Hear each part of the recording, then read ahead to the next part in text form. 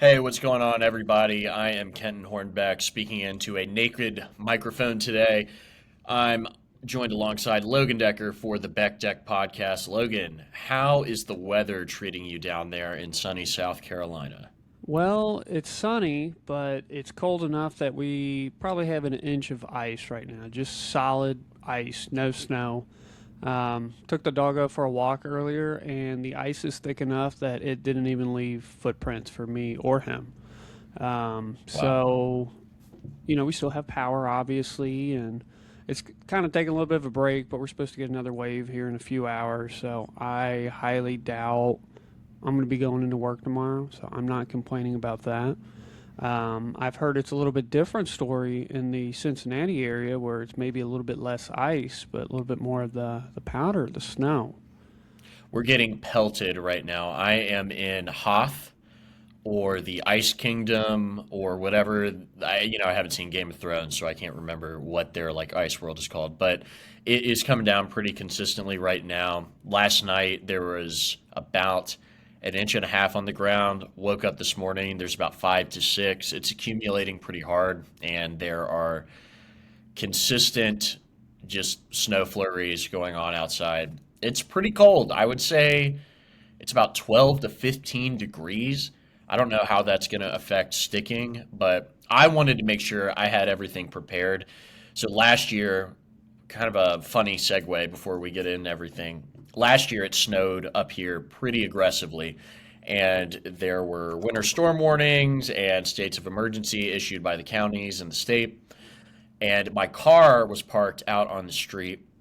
I woke up the next morning needing to go to the gym or go to the grocery store. I was not prepared at all for the snowstorm, and there was it felt like 10 inches of snow, like on my car, like the top, the sides, and I had no tools. I had no shovel. I had no salt. I had a broken golf club, a lemonade pitcher, and some like gray object in my garage. It kind of looked like it's like a half circle kind of thing. I don't know what it was there for, and I had to use all of those to get the snow off my car and my driveway. And then I subsequently drove to Ace Hardware in Newport when I had enough time to buy not a snow shovel, but a regular shovel and some. No, I didn't buy any ice. So I literally just had a regular shovel, and the ice at that point in time had like thickened, and I spent hours just like slamming the shovel into the ice outside of my apartment, kind of like a pickaxe to loosen it up, and it took forever. And I actually bent the top of the shovel. So this year, I have completely prepared, and later on, probably after the podcast, I'm going to go out there and fix the driveway. But for now, we're in here and we're talking about NFL coaching hires. Last episode, we did the coaching carousel breakdown. This episode, there's been some more momentum and some more news in the coaching market in the NFL. And the first place I want to tee up for, Logan, is the Buffalo Bills. Nobody circles the wagon quite like the Buffalo Bills. And after their heartbreaking playoff loss, Sean McDermott, 9 years as coach, no longer the head honcho there in Buffalo. What's your reaction to Sean McDermott getting fired? And then following that up, where do they go from here? It's there's no better way to say it, but it's kind of it's a little bit of a clusterfuck right now, to be honest with you. Um, with I Let me say that I somewhat understand the firing of McDermott. He's been there for quite some time. They've had six straight playoff losses without a win, I believe. No, I take that back because they obviously they just won this recent wild card, but they have never made it to the Super Bowl with this team and this roster that they've had. This, let's say when Josh was coming up, they had a really stout defense, and this defense has slowly been peeled away by free agency, by age at this point, and right now it's been a shell of itself. Um, and I could say I think we can both agree for the most part this Bills team, the identity was running the ball because they were number one in the NFL coming in, and if they ran into a defense that could stop the run, it was Josh Allen heroics. Um, so as time has gone on, I think we both read more news about what's been going inside the Bills organization, how there's a little bit of a power struggle going on between McDermott and their GM Bean, and it seems like, hey, the GM won. He got a promotion, so that tells you how much the owner has placed trust and faith into him. It wouldn't surprise me at all that, at least with the teams that are left in hirings, from what I've heard, I don't think Sean McDermott is going to be coaching at least at the NFL level this year. I could see him doing the Mike Vrabel, take a year off, come back in, Mike McCarthy mold, and I think he'll be one of the first coaches that gets a job the next cycle. Um, I have a couple coworkers and some of the people that I work with. They are Bills fans, so they've been able to provide me a little bit more insight of what's going on. And there's not a single Bills fan that was excited about a coach firing. Usually, at least with the Steelers and Mike Tomlin, you kind of had this sensation that, oh, it's coming. It's time for change. The Bills, I think it was another frustrating playoff loss, but the firing caught us all off guard, especially as we're reading more stuff about it. Like Josh Allen had a really good relationship with McDermott. He was very upset that he got fired. McDermott is coming into this past week and on Monday, he was like top 5 longest tenured coach after Tomlin and Harbaugh got fired. It's His team has had some really good runs, and they've had multiple years where they finished as the number 1 seed. It is absolutely frustrating that they didn't get further, but I understand it.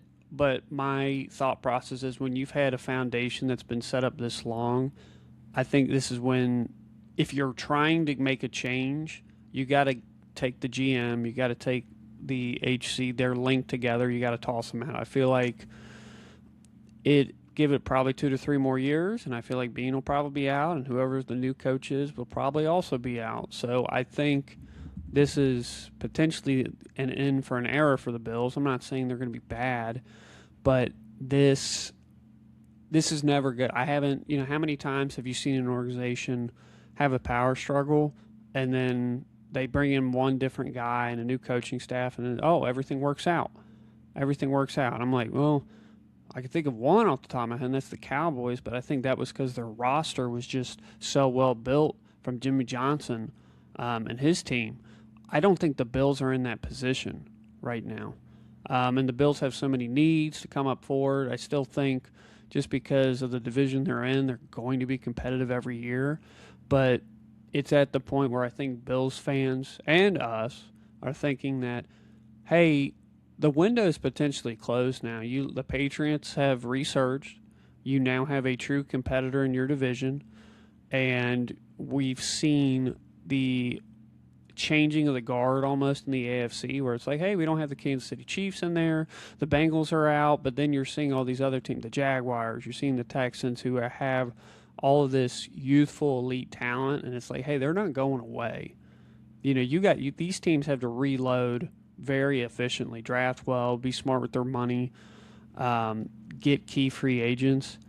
It's going to be tough for those type of teams, including the Bills. There's a whole lot to talk about on that topic. I don't want to sit here and suck the air out. I want to let you in the door and get your opinion before I start throwing more stuff out. The most interesting thing, in my opinion, about who the Bills are trying to hire is the news that Philip Rivers was actually interviewed for the Bills head coaching position.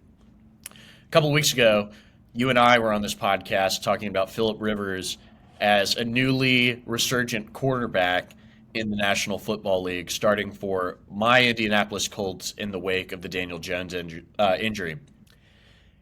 I guess in the couple weeks that Philip Rivers was playing in the NFL, his press conferences and behind the scenes work, maybe coupled with a little bit of his on field play, gave the Bills the idea that he would be a good head coaching candidate. I think that's hilarious. I do think Philip Rivers could be a really, really good head coach. However, he has no offensive play calling experience on the coaching side. Of course, he does on the player side from being a quarterback. But the fact that Philip Rivers is getting interviewed for this job in the first place because they're a playoff contender usually every single year. They won the division 5 years in a row before last year being a 12-win wild card team. The fact that they're entertaining interviewing Philip Rivers for the head coaching role is like It's insanity. it is insanity. That's the perfect encapsulation of the moment they're in. The other guys they were interviewing were Brian Dayball, I believe, former Giants head coach and also former Bills offensive coordinator. I actually don't think that's as bad. That would be as bad of a hire as some people in the media have been making it out to be. He has a really good relationship with Josh Allen. They did make the playoffs once in New York. And I think the Giants are a little bit like the Jets in the sense that doing really terrible there may not be completely indicative of how good you are as a head coach potentially. And he did not do well in New York. So, in fairness to the detractors, I do want to give that caveat. But I don't think Brian Dayball would be a bad hire for the Bills. And actually, if I was the fan base, getting someone in there who's familiar with Josh, familiar with the team operations, familiar with Brandon Beane, and familiar with the offense is something I could at least say, okay, I accept this. I think this is fine. It's not exactly what we want, but he does have some experience, even if he did not perform very well in New York. Regarding go ahead, go for it. Yeah. No, it's. I gotta touch on the Philip Rivers things. I think if they were to move on, I don't understand why he's in the interview process because, like you said, he's had, in terms of his head coach experience, it's high school.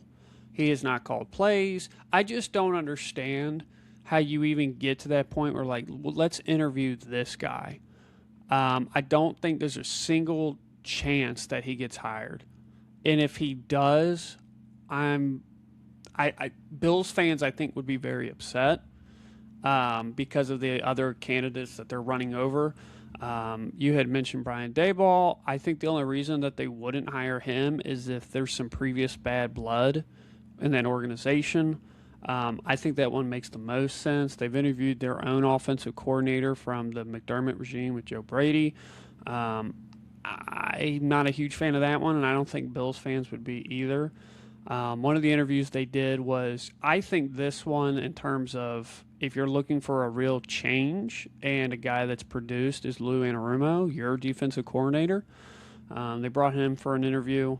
And then some of the other guys that brought him was Anthony Weaver, defensive coordinator for Miami, and Anthony Lynn, the Commanders' run game coordinator, runnings back coach. To me, those two names don't stick out as much as the other guys. For me, if you're looking for outside, I would do Lou Anarumo. If I'm looking for inside, personally, I think you got to do Brian Dayball because at least he has the head coaching experience. He has the connection with Josh Allen. He was the offensive coordinator when Josh was getting started. So there's a level of trust there. And it makes me wonder, how much is Josh Allen going to be, I don't want to say like publicly involved with this, but how much of a hire is this going to be for an appeasement? You know, you swipe the head coach out from underneath him that he really got along with, apparently. He has failed. The team has failed multiple times to bring themselves to the top here. And Josh Allen, I think, and most people can attribute as like, hey, who lost this game again in the divisional round here? It was Josh Allen. So I think for him, this is obviously really tough to lose a playoff game, but I think this is almost like it's culminating to a breaking point. He's not a very super public guy where he's going to be, at least I don't think he would be making statements out loud about frustrations of other people or an organization. Joe Burrow. And I'm just wondering what's behind closed doors. We probably won't find out. We might in the future. But I think I don't think Josh would be the guy that like would get so upset that he would demand a trade or anything like that in the coming years. But I think it's one of those things that they're trying to put the puzzle together and they don't have all the pieces. They got to figure this out really quickly, or they're going to get. I feel like they could topple back down to some level of mediocrity. They're always a fighting chance with Josh, but I think, for example, how many ever since Stephon Diggs left, they've been dying for some type of number one weapon, and they just haven't been able to fill the spot. They've drafted, they brought in guys, and we're watching a team that is already past. I'll eat my words on this, but I feel like they're already over the mountaintop and they're going down the other side, unless they have some phenomenal GM work and some great coach up. And to be honest with you, when I'm talking about the GM work, I just haven't seen it the past few years. And obviously, they didn't make a change in that position. That's why I'm so negative on the outlook of the Bills. I have a slightly different opinion. I do think that in regards to the future of the Bills, like being competitive, I understand the assessment of them being a little over the mountaintop. I still think that with a player like Josh Allen in the locker room and some of their pieces they have still on defense, I believe that the Bills can still win the division. Am I crazy for thinking that even if New England wins the Super Bowl, I still don't necessarily think they're that much better than the Bills. I honestly, I think they'll get better next year because Drake May would be ascending. They do have young pieces there in New England, and I don't want to seem like a generational Patriots hater, even if I am low key. But I do think the Bills still have a really solid foundation. It does give me concern that they've cut off the head of the snake and a portion of stability with Sean McDermott. Who knows how that sends the locker room? Because from everything I've been reading, they seemed very dejected after that loss. You had Josh sobbing in the press conference, which is never something you want to see out of your star quarterback. Not because of the crying, but just how emotionally defeated he seemed. I don't know if that's the best place you want to have your team in, I guess. But I want to take it to an interesting direction here because I know you're a fan of this YouTuber, Brandon Perna of That's Good Sports. He had a really good breakdown of the press conference, which was pretty bizarre between Brandon Beane and the Buffalo Bills owner, Terry Pegula. They're co-owned by Terry and Kim Pegula, husband and wife, but Terry seems to be more involved in the football decisions. And it was really, really fascinating because I didn't watch this press conference, but Perna was explaining and commentating over that Terry Pegula had no intentions of firing Sean McDermott until he actually went into the locker room after the game and he did a vibe check of the room and suddenly decided that this was no longer tenable and got rid of Sean McDermott. So on the feeling, on a whim, he fired their head coach of 9 years who had won multiple division titles and had resurrected the Bills from the ashes prior to Josh Allen being drafted there and ended their playoff drought famously with Tyrod Taylor. And because of the feeling of dejection in the locker room, he decided to make a change. And then when he went to the press conference to the media talking about why that decision was made, he was waffling back and forth, giving diverging reasons on why this was a good move. And it didn't seem to be totally coherent. Brandon Beane, their GM, was sitting to the right of him, and he was kind of deflecting some of the answers, but also he just got promoted, which is weird. Like, why would you fire your head coach of 9 years, but then promote the guy who's in charge of building the roster? Terry Pegula also blamed the coaching staff for their decision to draft Keon Coleman, who's been a non-factor in the Bills' offense for the most part since they've drafted him. So he put the onus of that draft decision on the coaching staff, but Brandon Beane, the guy who ultimately made the selection, in the owner's eyes, is not culpable for that decision. And Terry Pegula said that Brandon Beane was being a team player and going along with what the coaching staff says. So Beane seems to have a very good relationship with Terry Pegula, at least in terms of brown nosing or telling the owner what he wants to hear, because losing your way into a promotion is incredible work. So if I'm being cynical here, what a masterful move by Brandon Beane. But I want to round this point out really quick by saying that I do like the Bills roster. I'm not sure where they go from here because the situation at hand is very strange, because most of the guys maybe they could want to hire are either still coaching in the playoffs, any, young guns, or they're kind of picking off the scrap pile.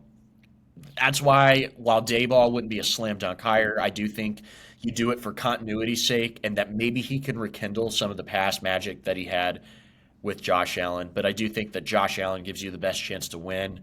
They need to draft a receiver. They need to go to work in the offseason, or they risk becoming the Pittsburgh Steelers. So, you're talking about Brandon Beane, and what they're talking about the draft of Keon Coleman. So I don't know if you've seen this on social media, but there's been two different videos that kind of blew up, and one was in the draft room, and one was like it was almost like a documentary.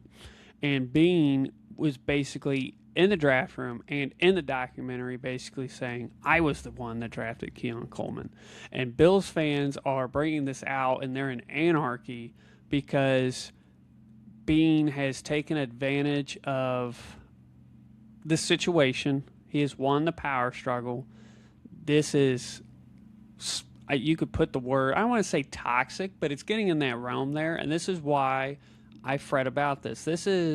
And when I hear that an owner walks in, gets a vibe of the room, yeah, we just lost a playoff game. All right, nobody's going to be happy. I don't know what kind of vibe he wanted to have, but obviously it wasn't him. This sounds like some Mark Davis shit, some Woody Johnson shit. And that should not be the names of an owner that pops into my head. That this guy made a decision on an emotional whim. It's like, hey, maybe you should, if you want to do that, maybe assess it the next day, because there's always a final meeting kind of deal with the team.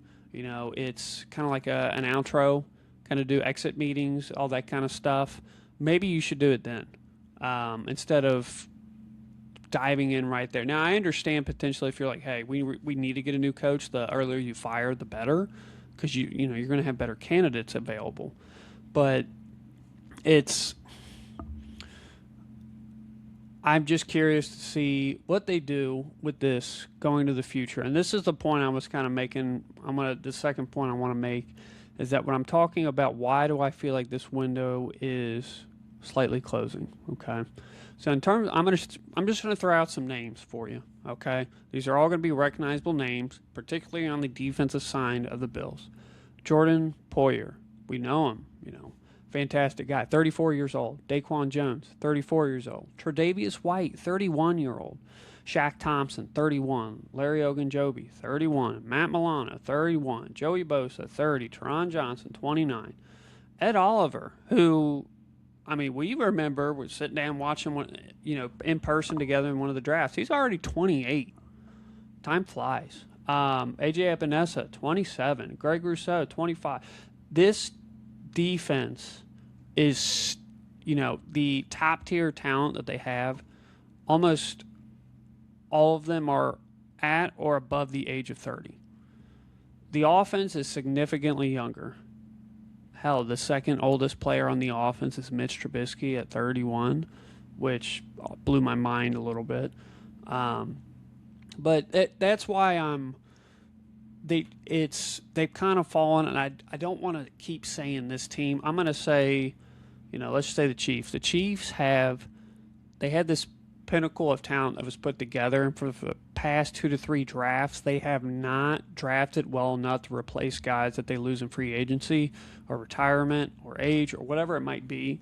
And the Bills are in that category where you cannot show me the past 3 drafts, past 4 drafts, and be like, hey, we have done a phenomenal job. I'm not saying they haven't drafted talent, but it's like, hey, for one of the guys that I would think pops out the most in terms of a recent draft is, it's Kincaid, who gets hurt every 2 games. Khalil Shakur, who was a fantastic wide receiver, but he's a 2.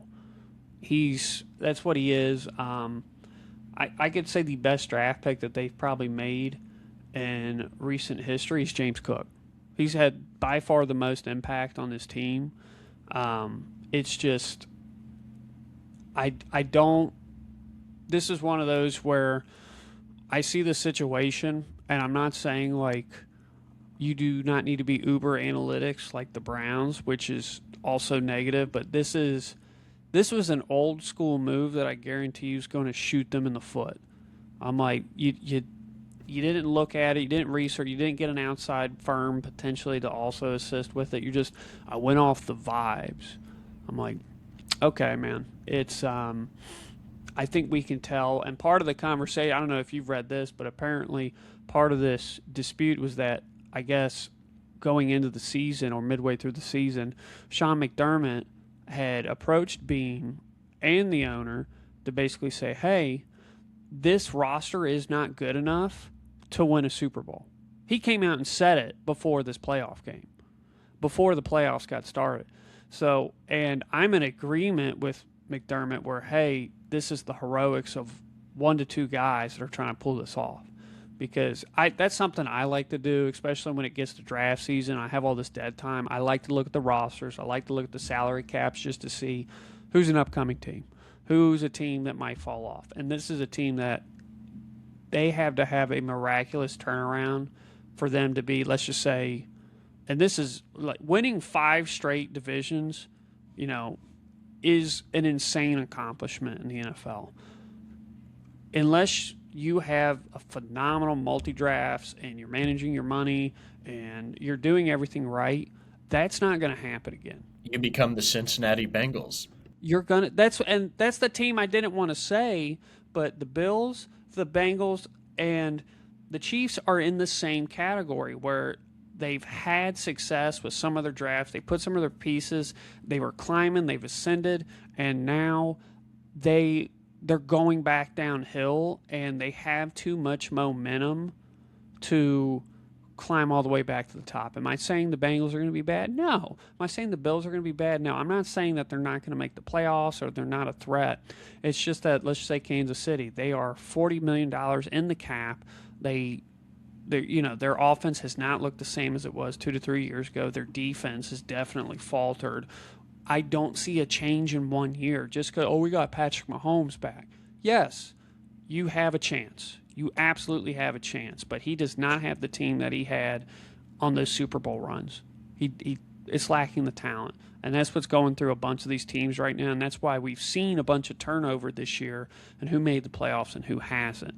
This happens, I feel like, if you want to put it in a category, let's say every 5 years we get this rotation, and you get those teams that are special, like the Bill Belichick Patriots, where they're able to put together rosters and reload very, very effectively, and those are the special teams. Those are the rarities.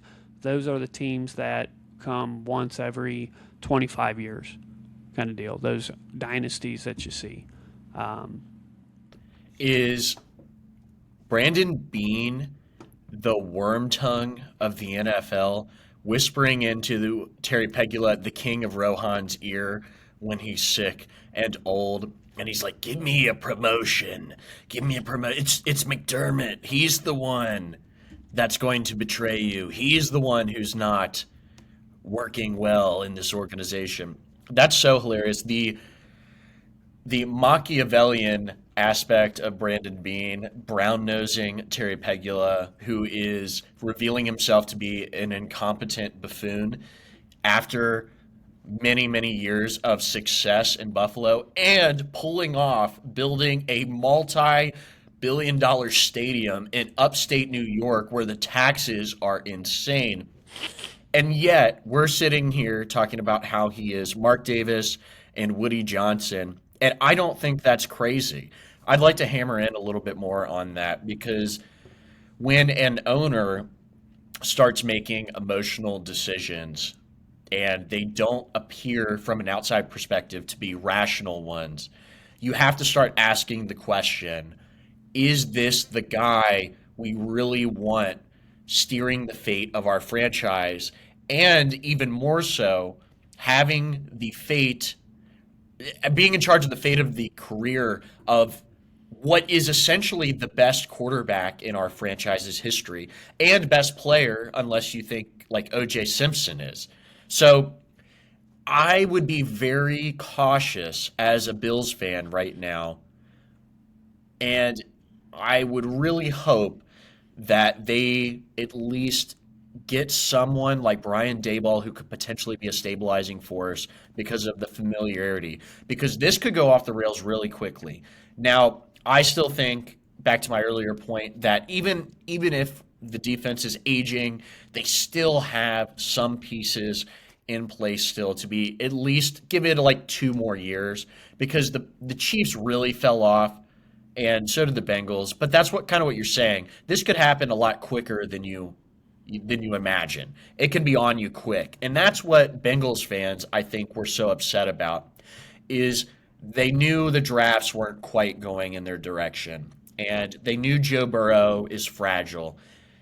And all of a sudden, they're just off the map. You go from 12-5 or whatever they were when they went to the AFC Championship game to being 9-8. And then the next season, following that up with 9-8 and then being mediocre the following year. And all of a sudden, 3 years later, you're mediocre and you've wasted 3 years of the window of your star player. That's the fear for Bills fans. And the owner kind of busting through the door like the Kool-Aid man, telling everybody, hey guys, I'm actually a buffoon, has to be the biggest red flag ever because while I do think the Bills are not in the same vein as the Raiders or the Jets, even though people would have thrown them in that category maybe 15 years ago.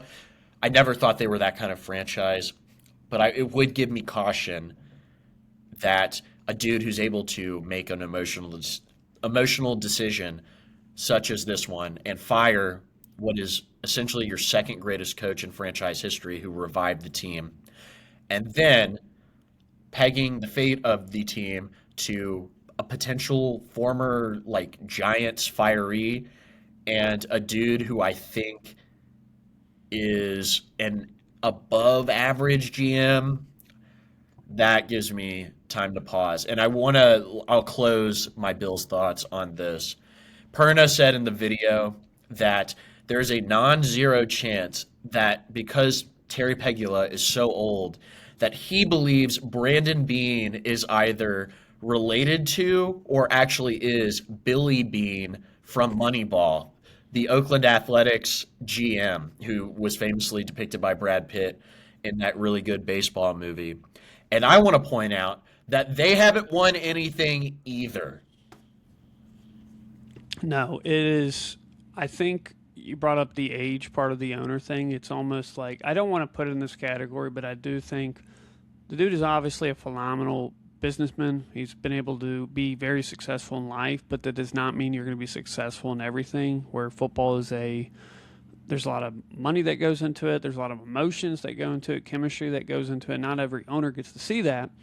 And not to say he is not on the level of Mark Davis. He's not on the level of Woody Johnson. But it was just a characteristic that's one of the first things that popped in my head as soon as you said that, where I was like, that sounds like some very concerning stuff that I would have. And it makes me wonder, because he's 73 years old, how many of these owners, the most obvious one is Jerry down in Dallas, is that they're looking at the watch. They're like, how much time do I got left? I want to see the Super Bowl again, or I want to see it for the first time before I pass. And does that lead into some more emotional decision making on the owner part, where technically nobody can say no to you?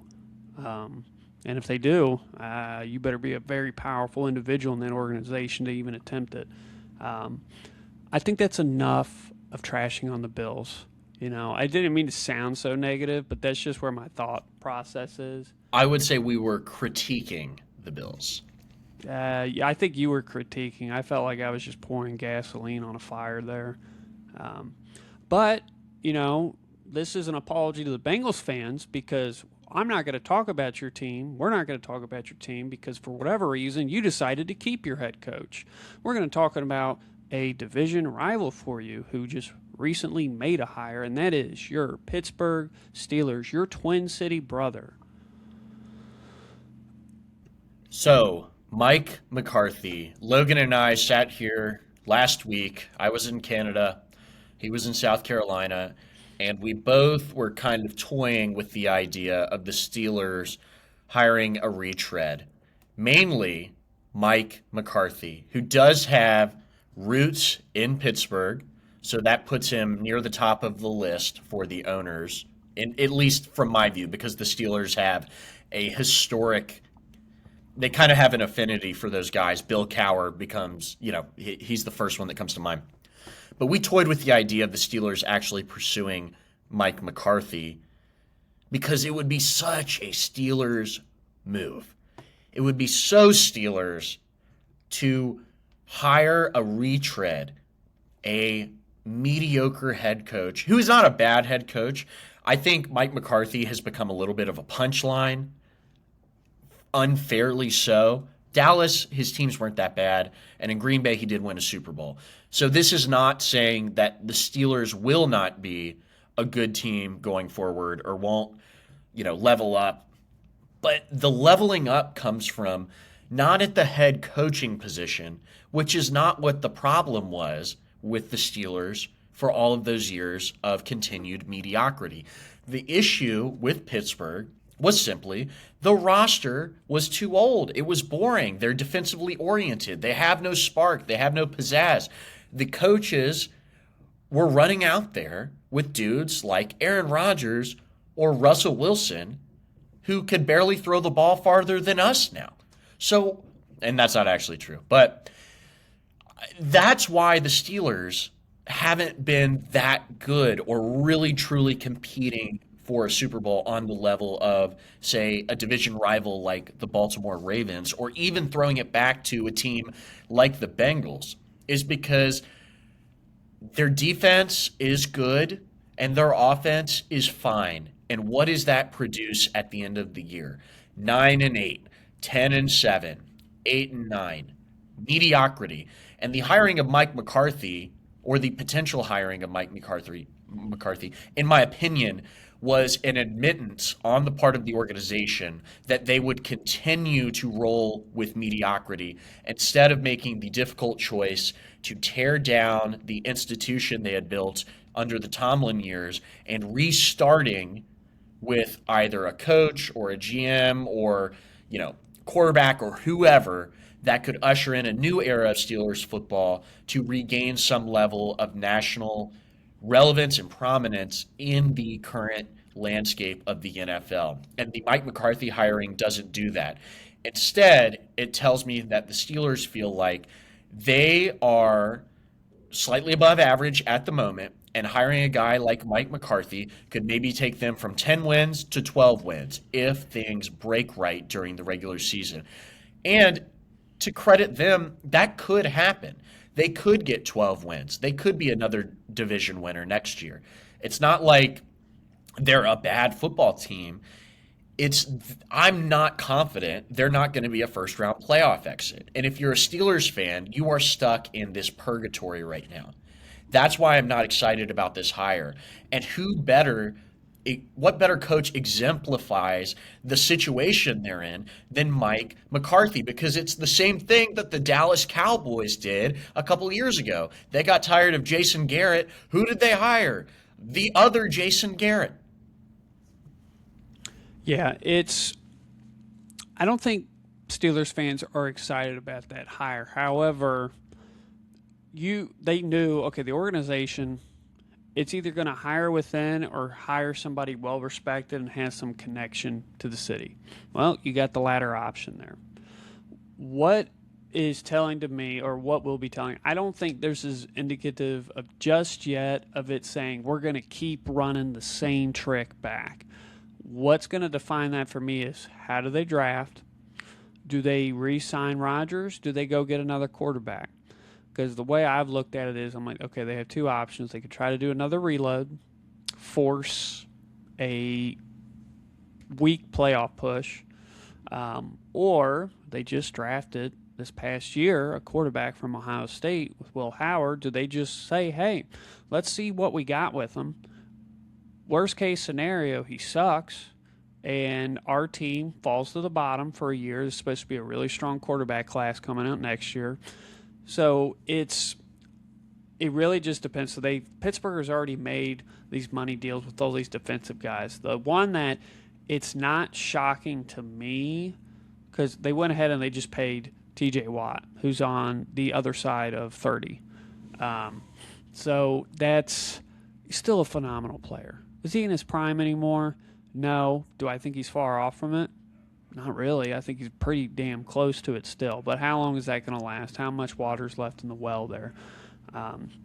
This is a team that, and you might hate this, is that they are in the same lane, but they're on the opposite ends of the spectrum with the Colts, where the Colts have forcibly fed in different quarterbacks because their roster, at least especially defensively and offensively, has youthful, talented players. So they're like, our window is now because we have the talent around. The Steelers are the opposite end of the spectrum where they're like, hey, we need a quarterback because the timetable is running out on our talented roster. And every year we're getting older, we're getting worse, we're having to plug and play guys, and we're hoping that, like, oh, if we flip Minka and get Jalen Ramsey, I'm like, what?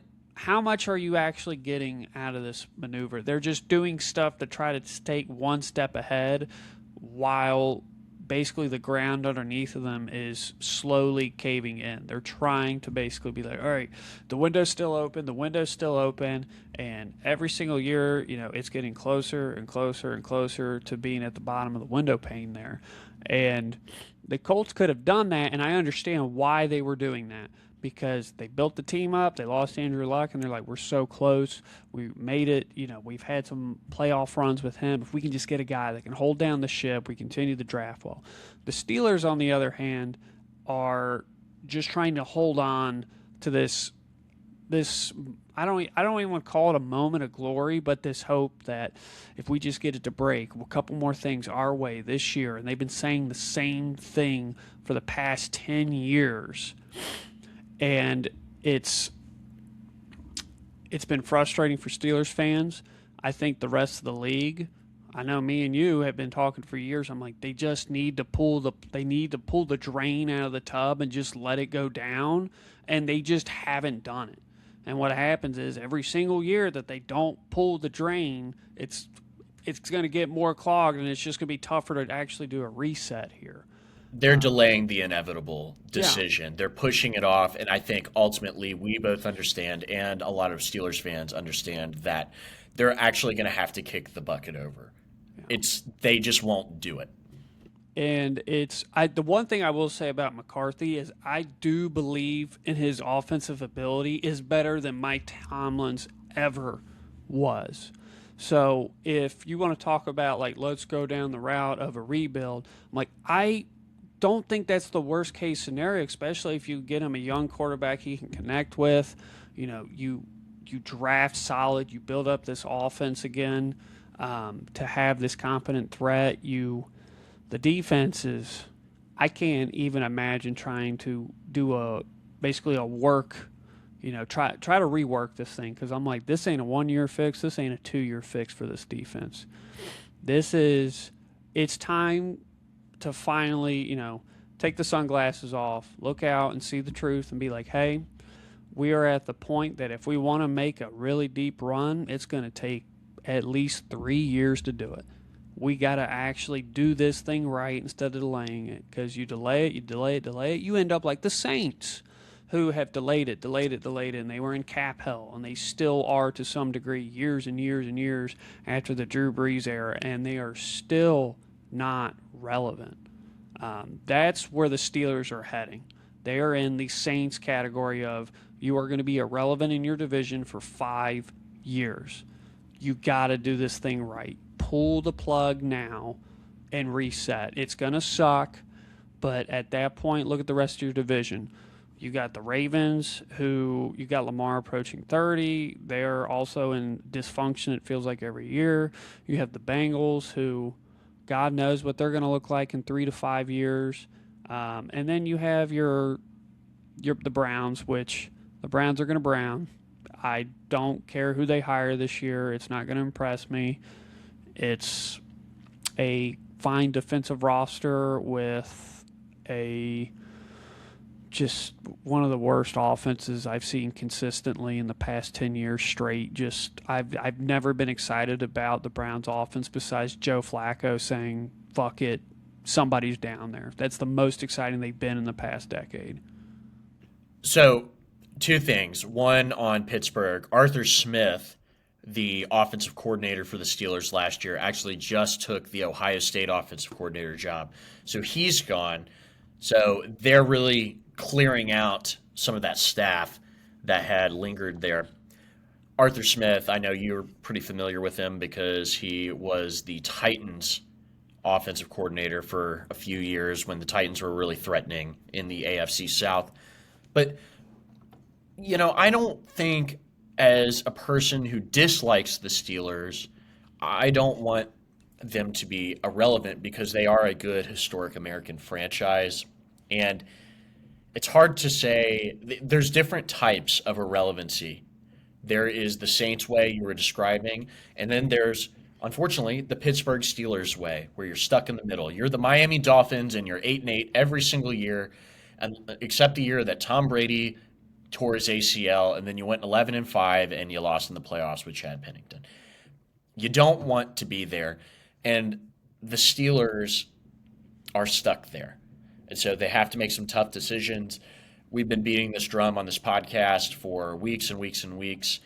I don't want the Steelers to be bad. I think they're heading that way. Who knows how long Mike McCarthy will last in Pittsburgh? Let's be completely honest here. If this doesn't work out, he's got 2 years maximum. He's an older coach. You move off Mike McCarthy because you see the trend line isn't in the direction you want. So this is a big roll of the dice right here.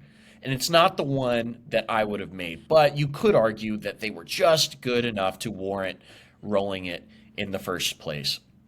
I think they need a complete total teardown, a complete rebuild. And the thing about Pittsburgh, which is so frustrating when we talk about potentially rebuilding, is they are good at drafting. They are good at talent acquisition. It's not like they're the Bengals or the Commanders. They're not completely incompetent when they're signing guys. They don't always hit. Of course, they don't always hit. But they do have a better track record than a lot of franchises for acquiring talented players, both high in the draft and low in the draft. Sometimes you take a Kenny Pickett, and that happens. But other times, you really hit on a guy. I mean, George Pickens, he's not there anymore. That was a really good draft steal for Joey Pittsburgh. Porter Jr., Joey Porter fantastic Jr. corner. I mean, and then you got your ringers, like your TJ Watts, guys like that. So Pittsburgh would be in a better position to rebuild and actually build a scary good roster and really take the division back and hold on to it for quite some time if they were to make this decision. But the ownership doesn't have the gumption. And the other thing, and this you brought up the Browns. You brought up the Browns. So the Browns, it gives me more hope for the Steelers because the Browns are in their division. Like the Saints are also in an incompetent division, but like the Bengals, and the Ravens are kind of treading water. It gives me more hope for the Steelers if you're a Steelers fan. But I want to get your reaction to this. Okay, I don't know if you saw this. I'm Logan. I didn't prepare him for this. I'm going to read you this kind of headline or give you a gist of this. And I want, as a person who has been in a job interview before and just a football fan. So the Browns are using essays, homework, and personality tests in their coaching search. And the reason I'm bringing this up is I saw that Mike McDaniel was interviewing for the Browns and pulled his name out of consideration because they're running these like weird Procter and Gamble-esque personality tests and they're making them do homework.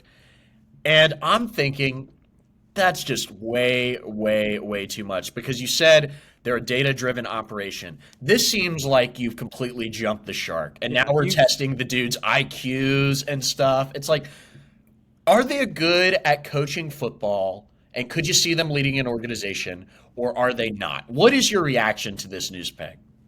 I think they've lost the plot. Although I will say, if I can somehow get a personality test results from Mike McDaniel, I would heavily enjoy reading that just to see what they categorizes him as. So that would be hilarious. But to me, when I see that, it's like their GM is saying, or their runner of their football organization is saying, we need to hand this stuff out. I would also walk out of this process. I'm like, I'll wait another year. I'll do it because that's a joke. That tells me I'm like, do they know how to interact with football people?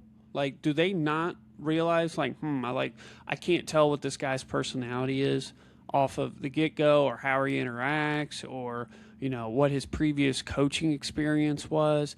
It blows my mind. It's another example of why they are one of, if not the most laughed at organizations in the entire league.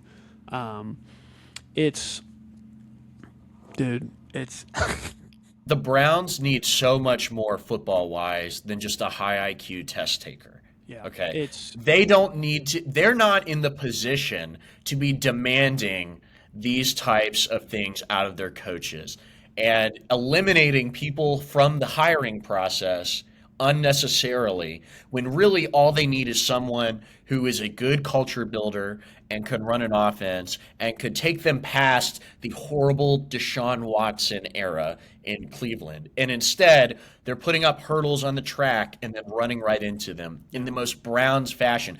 When did the Browns become like eugenicists? This is the Cleveland Browns. We don't need to, like, if I was interviewing for the job, I'd be out immediately, dude. Like, this is just so unnecessary. It's like, oh, I'm getting judged on this other aspect of my intelligence when really, like, who cares? Like, I'm orienting all of my intelligence and my mental capacity toward football. Football. And yes, you can be a good people person and a leader amongst men and all of that. Those are qualities that are baked in. You want those things.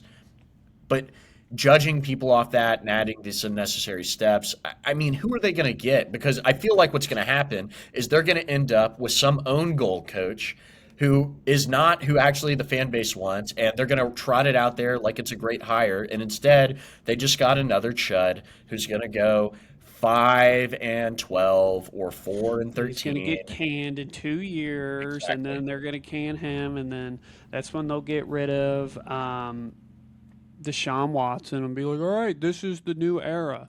It's the Browns, and we all know this. Ever since they made that trade, their organization has been dead. Myles Garrett sold his soul for money to finish his career with the Browns. And I don't feel sorry for him whatsoever. He had his chance to get out. He had his chance to go wherever he wants and win a Super Bowl, whatever. He sold his soul. And anybody that plays for the Browns, I'm very depressed for you. I'm very sad. I hope you get out of there as soon as you can. Um, I don't know what's worse, them or the Cardinals, but I would say the Cardinals at least have a little bit more hope than the Browns do at this point. Really quick. So I just got a notification from ESPN on my phone. Adam Schefter, the Browns just hired Freddie Kitchens as their head coach. No, they've We're going to run it rehired. back. He's Run the it only back, one that Freddie said that he Kitchens. would. Yes, he's the only one that passed the IQ personality test. No, I totally agree. I mean, it's going to be a retread. Cleveland continues to own gold themselves, and you know, the Browns are going to Browns, like you were saying. Let's move on, I think. Did you want to hit on any of the other coaching hires, touch on that, or do you want to get into Uh, Indiana? yeah, I'll do a quick rundown just because I don't want to leave these teams out. Just because I know for a fact that one of our listeners is a Ravens fan. So he would probably want to hear about this. So they have hired defensive coordinator from the Chargers, Jesse Mentor. Now he does have connections with the organization from 17 to 20. He was defensive backs coach, assistant through there. He also has a connection to Cincinnati. He's a graduate assistant from there, so that's pretty cool. Coached at Indiana State, defensive coordinator for Michigan, during their national title run. So he does have a ring with that. And I think this hire doesn't surprise me. The Ravens are an organization that I do think is they like to hire from people that they know. This guy is an up and comer. He's done really well with the Chargers defense this past season. They have some talent there. They needed a change with the culture, and I think Mentor can be a really successful hire for them going forward. I'm curious to see who they bring in alongside him. That's the only thing that I haven't seen yet is offensive coordinator, defensive coordinator, whatnot. And then the other one is for the Dolphins. They had hired Jeff Hafley, who's the defensive coordinator for the Packers, and he has a long list in terms of his resume. He started off at Albany, also graduate assistant at Pittsburgh. Rutgers was defensive backs coach. He helped out the Buccaneers, defensive backs, Cleveland Browns, San Francisco 49ers. He's with Ohio State 2019, Boston College as a head coach for 3 years. And then that's how he made his jump into the NFL defensive coordinator. I should say as a higher type role position as a defensive coordinator. And then currently with the Dolphins.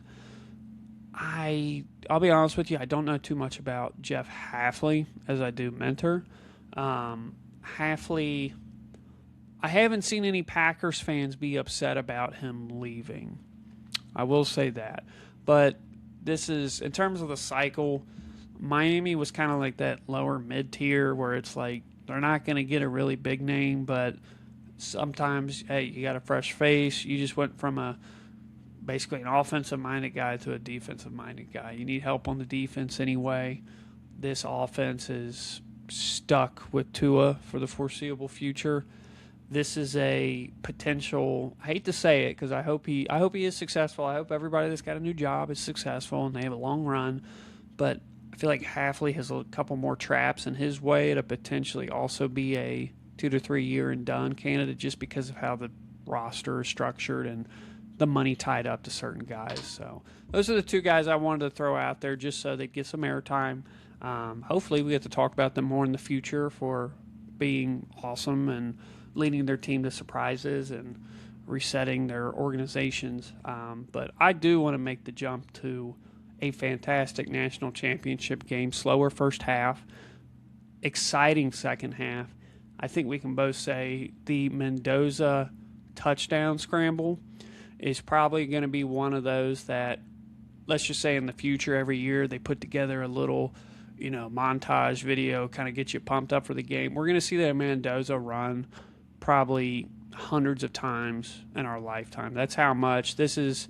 For me, I think it's iconic as like Vince Young with Texas in the Rose Bowl back in the day. That's how much this run is going to stand out. But this was, with the final result being done, this has been a fantastic year for the most part for the playoffs for college football. You had two teams. Indiana was one that everybody, I kind of think, was like, oh, can they do it again? And it didn't get to the point that they beat Oregon, that everybody was like, okay, these guys are actually real, which for most of the country, it took way too long to really consider that. I think we were both already on board by then, but I think that win solidified it. And then this Miami team has so many talented guys, offense and defensively, that are young, with their Fletcher, their running back, and wide receiver, and then, of course, Bain on the defensive end. He was a monster. But I thought, especially coming out in this game, we probably both had the same thought. We haven't been able to talk about it.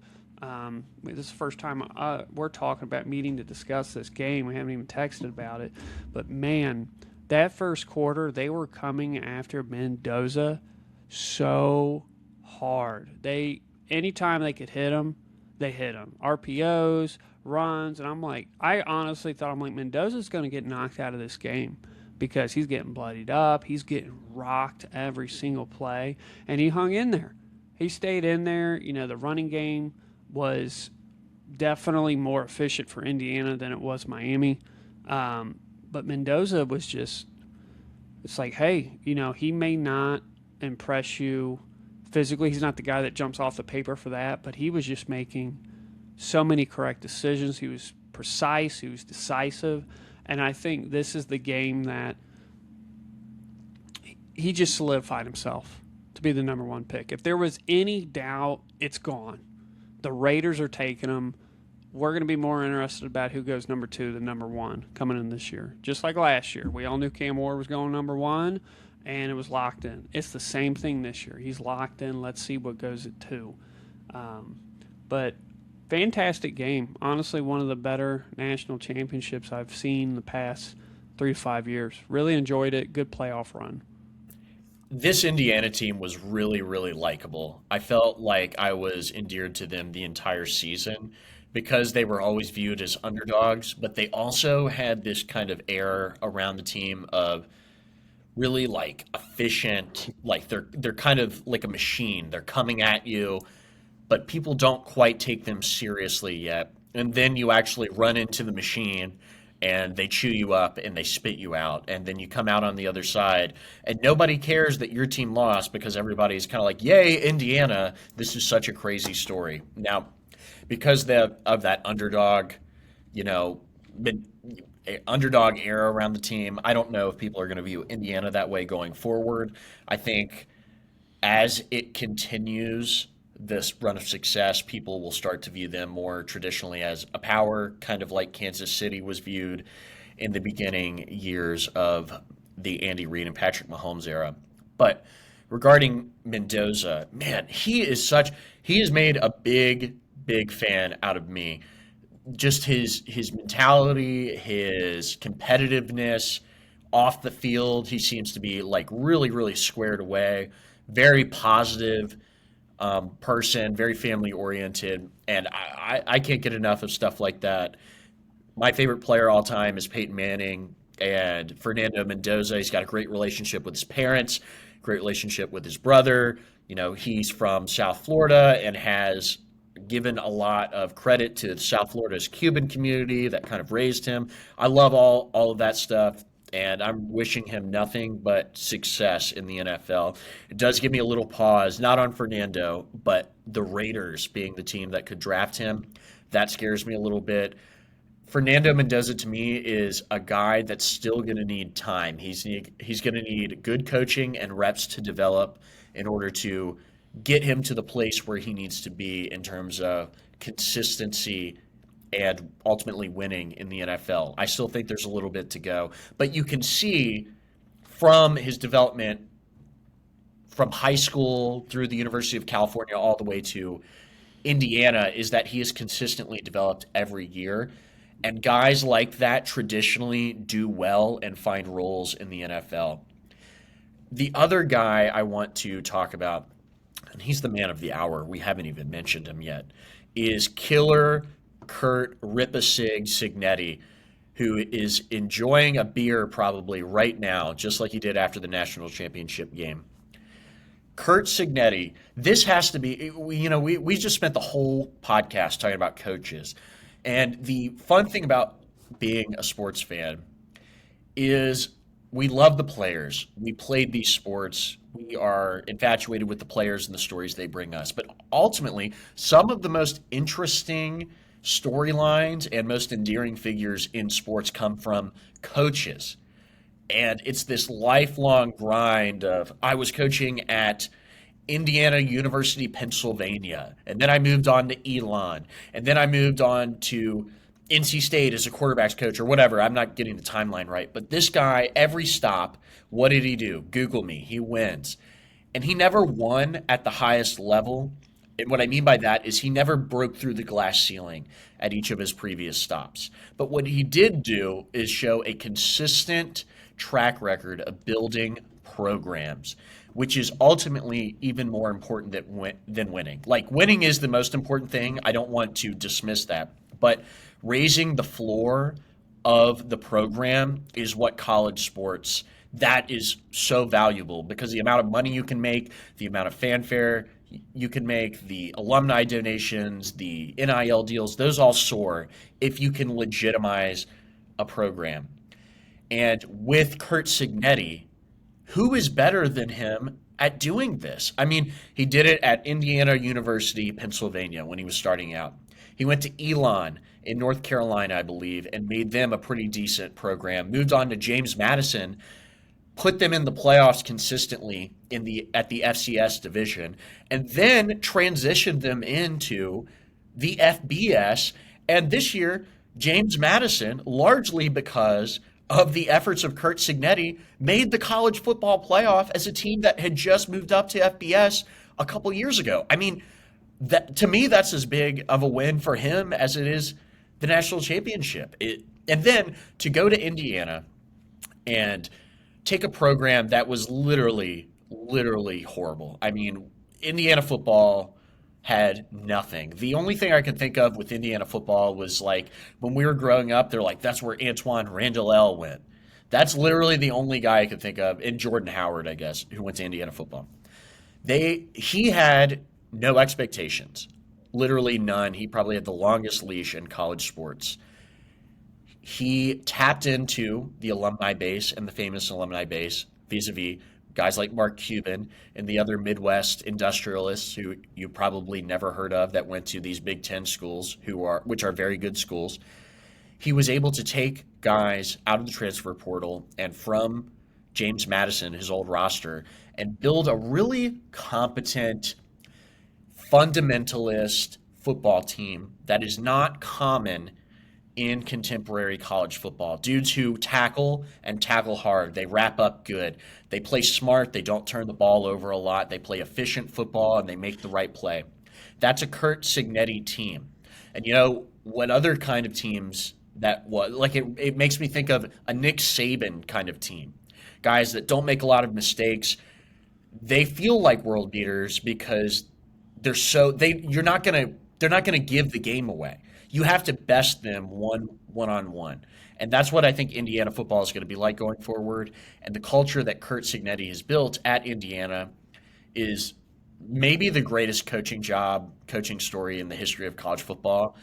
And to me, I like Fernando Mendoza. I really like his personality. He's like, Google me? I win. That's iconic. Then he is like, what are you going to do after, winning the Orange Bowl or whatever? The semifinal. He's like, I'm going to go drink a beer. Cool. Beer guy. Love it. That's the kind of guy I want leading my program. And because Indiana had no priors in college football, they can really this is their era. This is their moment. This is their time to build a powerhouse. And I think they're going to be good for years to come. And college football needs to watch out. That doesn't mean they're going to win every year, but they will be good because the floor has been raised so high. I could make the argument that after this national championship game, Signetti is a bigger icon than Mendoza. And you are 100% right where he kind of has this, hate to use this word, but he has this aura around him where it's like, did we just find our next Nick Saban? Just personality wise, just the way he handles his business. And out of all places, it's Indiana that have it happen to. I can't think of another coach in recent history that's won a national championship that just gives off the vibes that Signetti does. With Nick Saban, it was whether you hate him or you like him, you had to respect him. And Signetti has the same thing.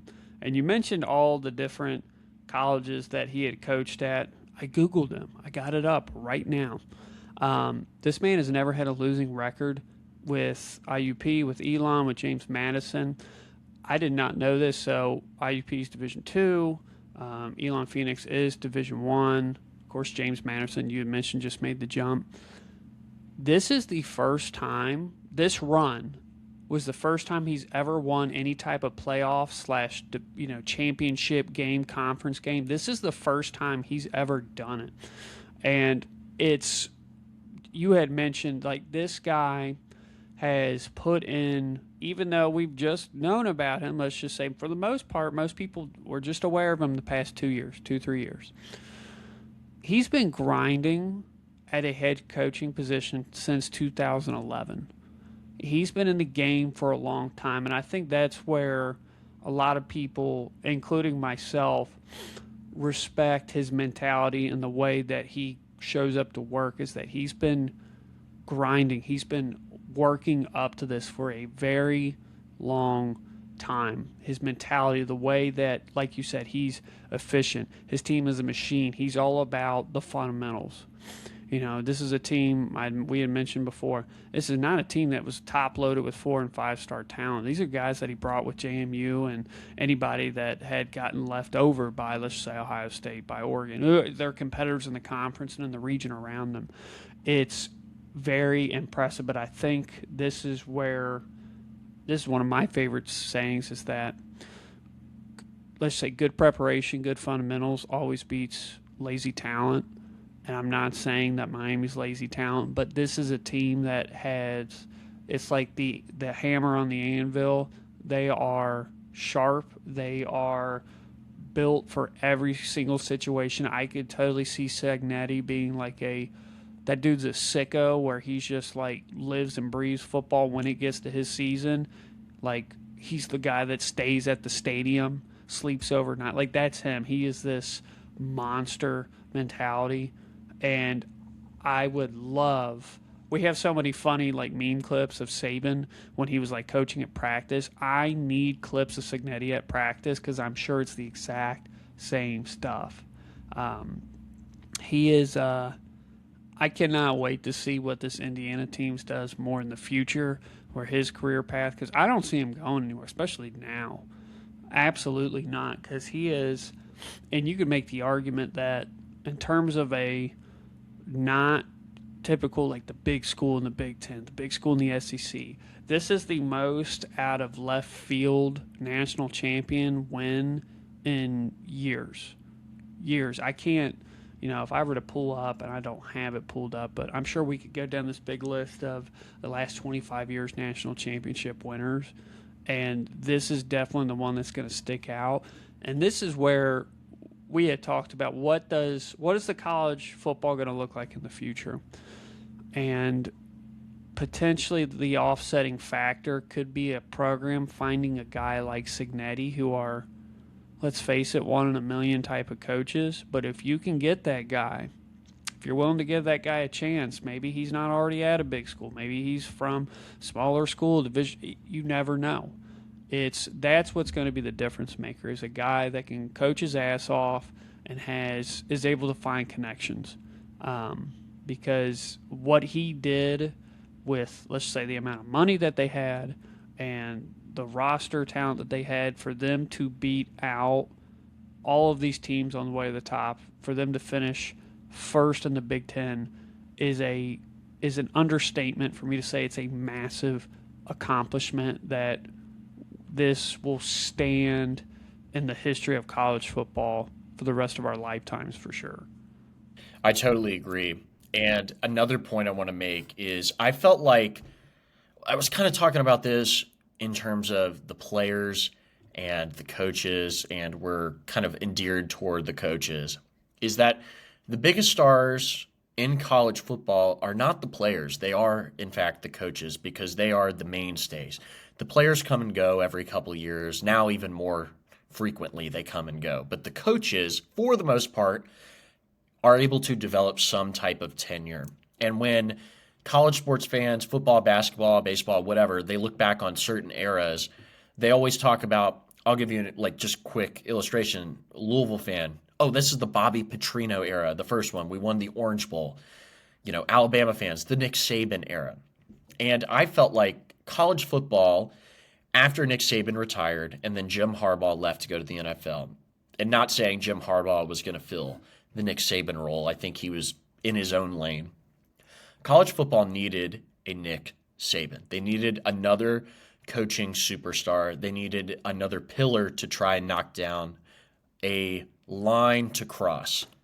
And Curt Cignetti, while he has only won one national championship, and I don't want to overstate where I think this Indiana team can go in the future, I do think that Curt Cignetti and the Indiana Hoosiers could become a baseline for that team to gun for in college football. And everybody else is kind of looking at them like, well, Indiana, they're still going to be good. We got to play Indiana in the playoff. They're still going to be good. I mean, There is a really serious possibility. They just continue to keep making the playoff because it's at 12 teams and it'll probably expand to 16. If unless they're terrible or the bottom falls out or their team suffers some real injuries, I could see them consistently making the playoff every single year.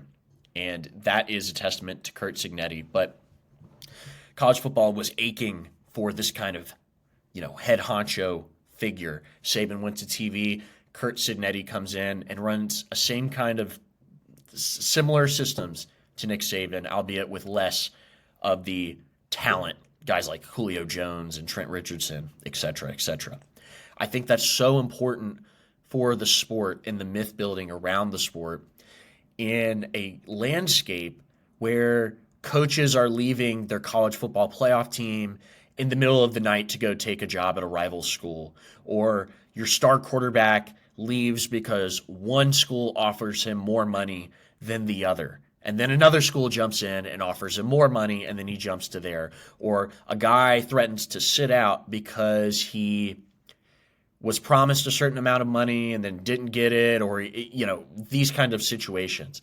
They needed this kind of wholesome figure who is just a pure competitor, pure coaching guru. They needed to insert this into the zeitgeist because that's what this sport is all about. And I think Kurt Signetti signifies all the things that we love about college football coaching, and his team reminds us all of these like great college football teams. And Indiana, I don't remember anybody hating on Indiana throughout the season. I feel like they were more or less universally loved. Even Ohio State fans had to kind of tip their cap to the guy and the team because I'm like, man, we just got beat by Indiana. Like you can't hate on that because they're Indiana. And now Indiana and what that means is becoming something entirely new because of Kurt Signetti and their NIL donors and et cetera, et cetera. Fernando Mendoza. I think that's all very important for the sport of college football. And then the other thing I want to say really quick is I don't know if you've ever seen. Do you know who Brandon Walker and Big T are on Barstool Sports? I'm not a big Barstool guy, but Brandon Walker's their college football guy.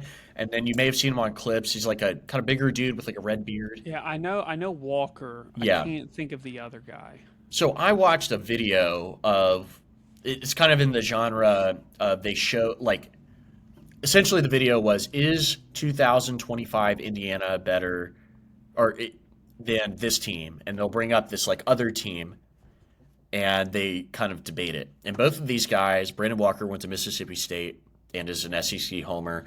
Big T, SEC homer, went to Tennessee, big Tennessee fan.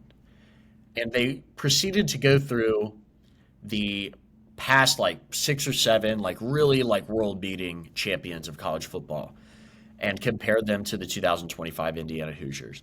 And they're like, would 2025 Indiana beat 2021 or 2022 Georgia? They both said no. I don't necessarily know the answer to that question because the sport is so different because those teams were able to stack talent compared to 2020 Alabama or 2019 LSU. I don't know. I'd probably give it to one of those two teams.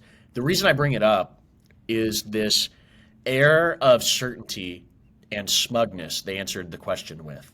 And somebody in the comments brought this up, and I thought this was apt because we had talked about this before in the podcast. It's another hypothetical win for the SEC. How do we know that this Indiana team, with all of the age, all of the maturity, the good coaching on the staff, how do we know? Yeah, the sport is different. The fourth string linebacker at Georgia is not a 4-star anymore. You know what I mean? Like these guys go places. I still feel like Indiana is getting disrespected, I guess is my roundabout point.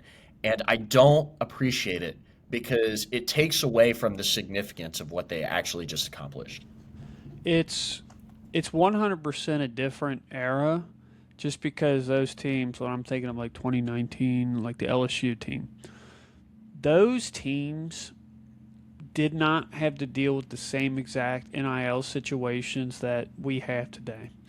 So let's just say in the past, with Georgia's a great example. How many times it's like, oh, one of their quarterbacks graduate and go off, and the next quarterback they got coming in who wasn't a transfer is like, oh, he's also a senior. He's been sitting on the bench for 3 years, waiting, ready to go. You don't have that anymore. Because if a guy doesn't get the playing time that he wants, or if he's like, well, I could sit on the bench for Alabama for another year, or I can go be the starter at Syracuse, I'm going to go be the star. So those teams that have, Georgia, like Texas, like Alabama, all these teams that for years have just been, hey, we're going to win this huge recruiting battle because of these kids transfer, they have to sit out a year. So they're less likely to transfer. And we can do the promise, hey, we're going to prep you for the NFL. We're going to help you do this. You're going to help you do that. If you stay here, you will be a better football player because you will train, you will learn from the best, work against the best. And these, to some degree, are so true. But when you're saying that, let's just say another organization comes up and says, hey, I'll give you a great example. This year, Louisville pulled the backup from Ohio State, and he is now going to play football for them. Okay, so obviously in terms of surrounding talent, it is a downgrade. However, when you have a team that says, hey, we heard about another quarterback transferring to Ohio State, and it looks like the job that you were waiting to get is no longer there. We're going to give you money to come and bring it back to us. And the guy's like, sure, absolutely. Ohio State stabbed me in the back, so I'm going to do it because I now have the mobility and flexibility to do it, and I'm going to get paid for it. So this SEC of hoarding talent is no longer going to be the thing. And that's the same thing with Ohio State, same thing with Oregon. These bigger programs that used to be able to hoard talent because it was very hard to open the door and get out of it without losing a year of eligibility is no longer, the door's gone. It's just a hallway now. So these, and the other thing that's coming up is that I think maybe you've probably seen this the past month, is more people are talking about how because of everybody doing these transfers and whatnot, the amount of high school recruits getting looked at has lessened because they're focusing more on the transfers because these guys can play now. I'm very curious to see what potential programs, or like an Indiana program, let's just say they could be a good example of this, is like, hey, we got all these high school guys that aren't getting looked at because everybody's worried about these transfers. Well, the transfers got to stop playing football at some point. The COVID years have been running out. That's why Chamberlain has to go for Ole Miss quarterback has to go to the NFL because he's out because he wanted to do 7 years of football. I don't think you should do that. I don't think Carson Beck should be sitting at home. He's like, oh, I graduated 2 years ago. I'm just playing football for Miami. Get his ass out. That's my opinion on that. I'm like, you should not be playing football for 5, 6, 7 years. And that includes like Bo Nix, who's been in the league for 2 years in the NFL, but he was playing the same time as Justin Herbert in college football, watching the Auburn and Oregon matchup. I remember that game. So I think there's going to be, my long-winded point is, top-heavy teams are not going to be able to hoard the talent like they were, and there's going to be this larger talent pool that's out there from high school where potentially these high school kids are going to be more grateful for a team being like, hey, we're going to offer you a scholarship because we know how talented you are. We're going to build you from the ground up. And I think this is where potentially we're opening the window for some of these different, colleges, these different teams that maybe haven't been household names for a while to eventually have this talent crop up in the next 2 to 3 years. Like you might see, and I don't mean like, oh, here comes, no offense, here comes Western Kentucky. I'm talking about like a Michigan State. I'm talking about, potentially maybe like a Stanford. These are teams that's like, okay, we're not going to get, maybe we're able to get higher tiered recruits because the other teams are focused on the transfer portal. So that's just a theory. I have no clue whether that's actually going to happen or take place. I just see the opening there, and I think many colleges could take advantage of it if they are losing the transfer portal battles. I think Michigan State is a good example of what you're talking about, and they could, with Pat Fitzgerald now being hired there, be a real contender for a team that's going to turn around in the next couple of seasons and probably do it quicker than people expect, in my opinion.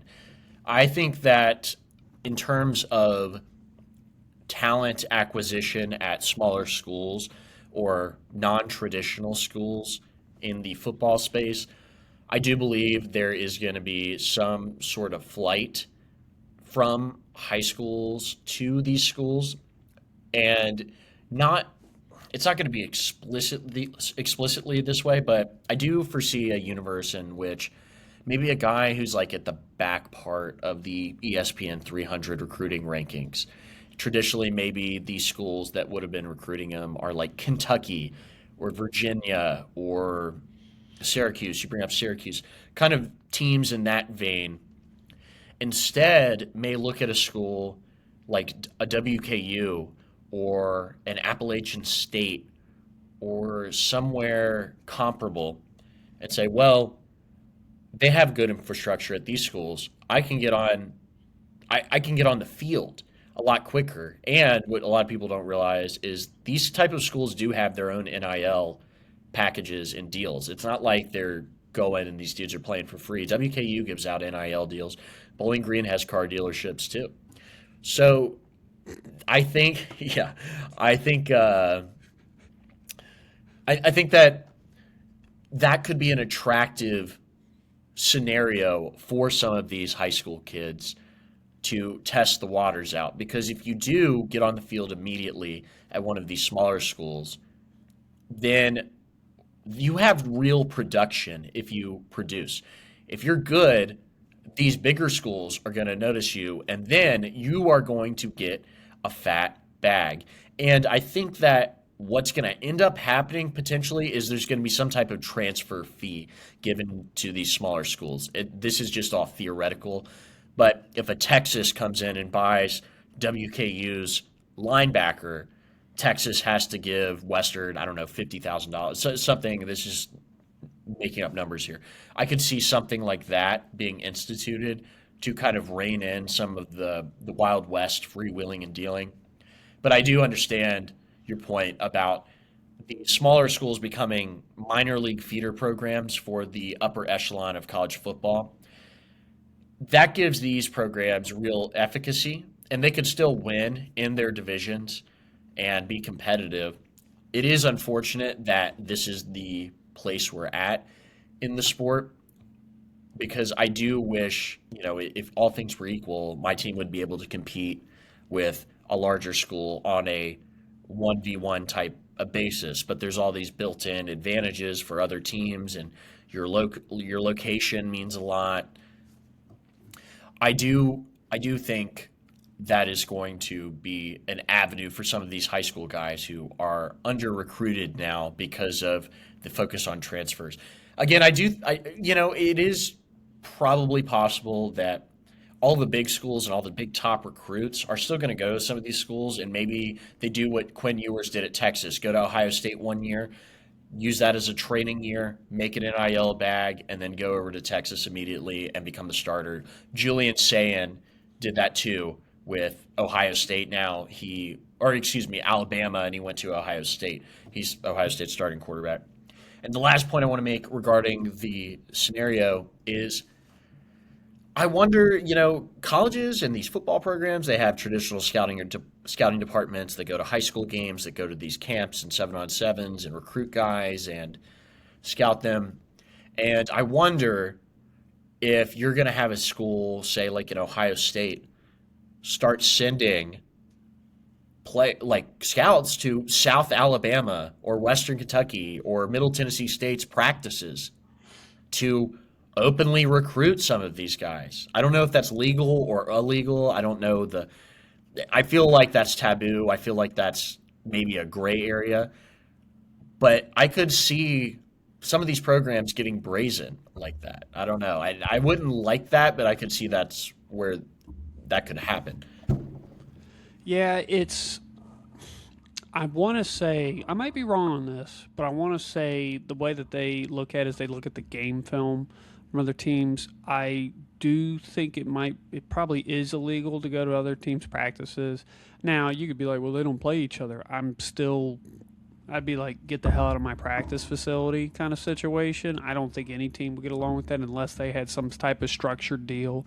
Where like, hey, I'm going to give you, here's our deal, 5-year deal. I get to come in and scout your players. I'm not going to involve my, just, but this is like a mutual bridge or something like that. I don't know if that one's happened. What I do think could be interesting, though, I mentioned just the players.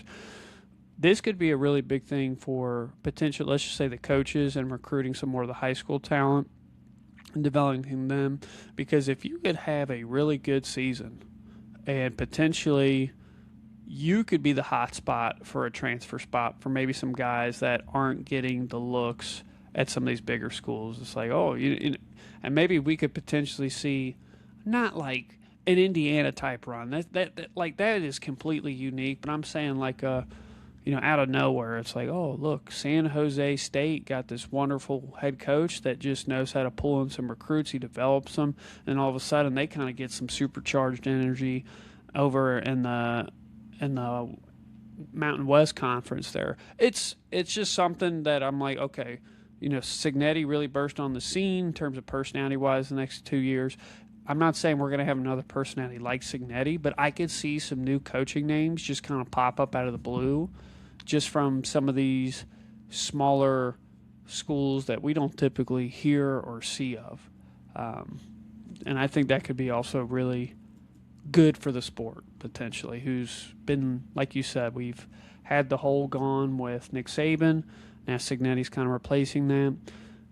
There's still some coaching holes that, personality-wise, and the one I'm having a huge brain for right now, and the coach, like Steve Spurrier for South Carolina, he was a huge personality. I'm not saying we don't have some huge personalities, but to, like, go off of this list of, like, okay, let me think of the most, like, rambunctious coaches or guys that stand out. It's like, all right, there's Signetti, there's Lane Kiffin. I'm like, Ryan Day doesn't really do anything exciting. I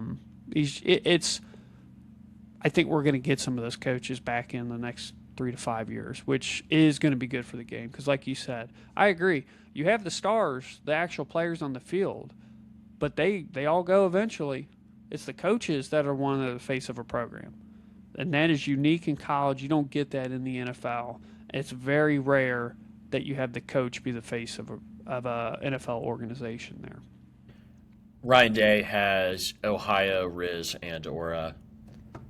Yeah, you know what? You want the most aura Riz that he ever has is the picture of him floating around with some piercings through his tight polo shirt. That's the most aura I've ever seen from that man. He's down to party. He likes to party. But you know who else likes to party? Iran. I was wondering how we were going to do this transition. I was thinking a couple things, and you just did that. Yeah, Iran is having a party that I would not want to be invited to. That is the best way I could say that. So a few weeks ago, we kind of dove in on the topic of some geopolitics, and I thought we had a really good flow with it. And a few weeks ago, I wanted to cover this a little bit earlier, but personal live things kind of got in the way, and it's a little bit of a dense topic. And it's what's been going on in Iran these past few weeks. And basically, it was very busy for about 48 hours, and it's been relatively radio silent because we don't have information getting fed to us at this point. So I think we both want to take a step back because this is it's an interesting topic. It's a tragic topic, but it's something that needs to be discussed because of how important it is in our world today. I think it's a really delicate issue. There is multiple sides to sides on this dice. And the nuance required to speak about it is probably above our, just talking about this on a podcast. But what we are trying to do here is break it down in a way that gives an accurate description of what's going on and giving our opinions on that. We're not trying to tip over the apple cart or anything like that, or sound like jackasses. I think we understand that this is a very delicate situation. I guess I want to start with, it seems like in late December there were protests happening within the country. And this is just from, like, I think this is kind of how I consumed the information and was understanding it as it happened, because I this has gone quiet for a couple of weeks. I think we had an idea to talk about this in prior weeks, but we kicked the can down the road a little bit just because of other content choices, or certain things happening in our lives or whatever. I was kind of consuming this from YouTube and reading newspapers and online articles, getting updates through that way. And so I know these protests happened in late December, and then it seemed to really, really, really ramp up in the coming days and weeks, to where Reuters and other news outlets reported that thousands, I mean, I don't know the exact number, but thousands of protesters were killed in Iran who were protesting the regime, essentially.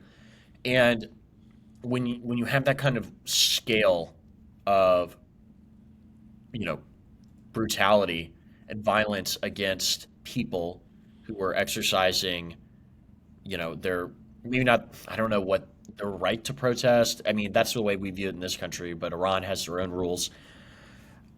Either way, that amount of people getting killed in a protest is insane. And truly, I mean, I'm reading right now that on January 25th, the UN human rights body censured Iran for their brutal repression of protests. And so, to tie in our Venezuela thread to my kind of rambling there, I think this was on our radar because when we talked about Venezuela at the beginning of the year, Nicolas Maduro was ultimately captured by the United States, taken to New York, and now he's being held captive in New York after a successful military operation to get the president of Venezuela. And so I think both of us were thinking that example leads us to believe that there could be more in store for other countries around the world who are experiencing some kind of political turbulence. Immediately, Cuba pops into my mind. You had the whole Greenland situation, and so last year also you had Israel and the United States bomb an Iranian nuclear facility in Iran. So they kind of crossed the Rubicon multiple times. It leads us to kind of think that maybe there is something more that could happen, or decisions that could be made by countries external to Iran, such as the United States, such as Israel, such as maybe the UK or some of the allies in the West, to respond to the protests, or I mean, frankly, conduct espionage operations to tilt the opinions of the public one way or another inside of Iran. And the last thing I'll bring up is the internet blackout that's happened. And we have kind of not heard as much about this situation because of the internet blackout, and information has not been leaving Iran to the frequency that it was when it was up, or there was a lot of reporters on the ground there when things were getting really, really intense.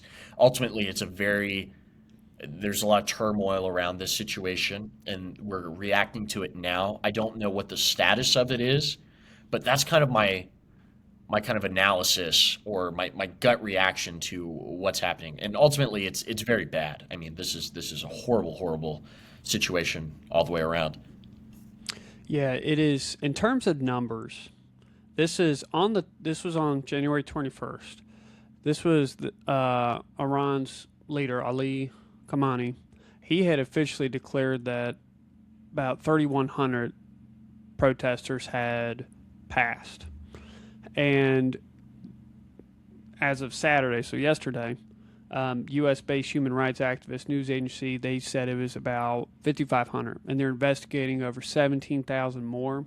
However, there was one, the doctor, who's a German-Iranian surgeon, who basically was able to record hospital deaths and hand it off to the press, and they're saying it could be potentially over 30,000. In terms of comparison, what does that look like? So that would be the amount of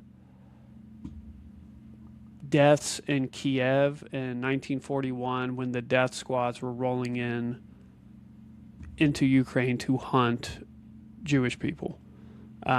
So it's on, if you're looking for a comparison, that's how large it is, and that's in terms of the Babin Yar incident. If you're not familiar with that, I'm not going to discuss it. Look it up. It's pretty heinous, what was going on in Kiev at that time. Now, in terms of the timeline, what kind of started this off is that when, in December, the economy was collapsing in Iran. It had 60% inflation that was occurring leading up to this. And this is what kind of sparked the protest. But then, of course, the protest sparked into having not just an inflation related, it became basically anti-regime. And there's 31 provinces in Iran, but apparently there were over 4,000 incidents of, I should say 4,000 locations of where there were protests that were happening. And in terms of the history of it, the theocratic regime that is in power today has been in power since 79 with the Islamic revolution that has occurred. And there's been various protests throughout the years. I would say in terms of, and like I said, this is 79. This regime has been in power for a long time. This is the one that kind of stands out more to me in terms of reaction from this government. And what really kicked it off is, for me, is like, as I'm going through social media, there's this thing that I don't want to say it's like a conspiracy theory, because I do think there's some root into it, but there's been research that's saying that, hey, around the Pentagon, there's it sounds like a joke, but it's a Pentagon pizza tracker. And what it is that they basically look at what are the demands, how busy are the pizza places around the Pentagon, and if there's a huge jump, then usually that is occurring when there is a massive world event going on, some type of plan that the U.S. government is involved in or watching closely. And weeks ago, this was very, very high, enough to be, let's just say, the previous incidents where people were tracking this were like with bombs with, I believe, in Syria or potentially Yemen. So there's connections of histories with this kind of correlation. Could it also be some batshit insane stuff? Yes, but I do think there is some type of relevancy when there's multiple data points connecting multiple events with this. And it makes sense, because if you're at the Pentagon preparing for a large operation, you can't leave. You are bringing in food, especially if you have to be there days on end, which some of them have to be. Now, not just that, but at the same time, I was reading reports that the U.S. and U.K. were basically evacuating all nearby bases and facilities that surrounded the Iranian border. If you don't know what that means they are expecting some type of conflict. And this was at the time when all this news was breaking. Obviously, it's cooled back down a little bit. So they had that. They basically had the airspace for Iran completely shut off. And this was interesting because when they were pulling up the air traffic tracker maps, there was only one plane that was in Iranian space, and it was a Chinese plane. I don't know what they were doing in there. For all I know, they might have just flown through it, or maybe they were making a stop to pick up people or delivery something. I have no idea. We will probably never know to that extent. And then I'd say the biggest one, and this is what we're still waiting on, is that there are 3 U.S. carrier groups, what Trump has referred to as an armada, in the world today. Um, One of them was stationed in South China, and it has been moved to the Middle East as we speak. It was my understanding that they should have already been there already, but apparently they are still on their way. If the U.S. was going to intervene, it needs the carrier group there to do anything. So that's why, between the internet silence that we're getting on the Iranian side, because who knows what the hell's going on there, none of it good. And between the U.S. moving a carrier strike group in position, nothing big is going to change until there's a decision made where there's going to be seeing some stuff online before it happens or during or after it happens. Especially with this internet outage, this might be something we hear about after if something gets done in terms of aggressive decision making. And at this point, it's been, like you had mentioned with the internet blackout, it has been very quiet the past week and a half, 2 weeks. Um, and who knows what is going on in there, whether it's still basically a massacre or if there's some type of armed resistance going on, a potential coup. We have no idea. The fact that Ali Kalamani is still giving reports out tells me he is still in the seat of power there, but we have no idea what is exactly going on. At least we don't. I'm sure that higher ups in the U.S. decision making with foreign affairs is aware of what's going on. They are just not telling us. If we would have discussed this maybe 2 or 3 weeks ago, I would have been of the mind to say that the US and subsequent allies would make a decision to intervene. However, after hearing some of President Trump's statements throughout the past couple of weeks, I never, I guess, those concerns had largely subsided. And it seems like the protests have largely subsided. Interestingly, I do feel like these type of events over there are becoming more frequent. This is anecdotal, but I feel like we hear more and more, especially since Trump assumed power in the United States, about hostility toward Iran and vice versa. And it feels like a boiling point at the moment. The last time we were experiencing a Trump presidency and was news about I believe he took out some high ranking military generals in their army. What was it? Qasem Soleimani, I believe, was one, Mm-hmm. and I don't know his first name, but al Baghdadi was another, and he kind of was touting that military exercise from, after its completion. It feels like when Trump's in power, there is more hostility between the United States and Iran, even more than there generally is. And it feels like there could be a boiling point that's going to be reached. I just don't know when that is. And I don't mean the boiling point in the sense of like America is going to conduct regime change operations or anything like that. I'm more so worried about a direct military strike that is not on a specific target that could plunge us into a kinetic war.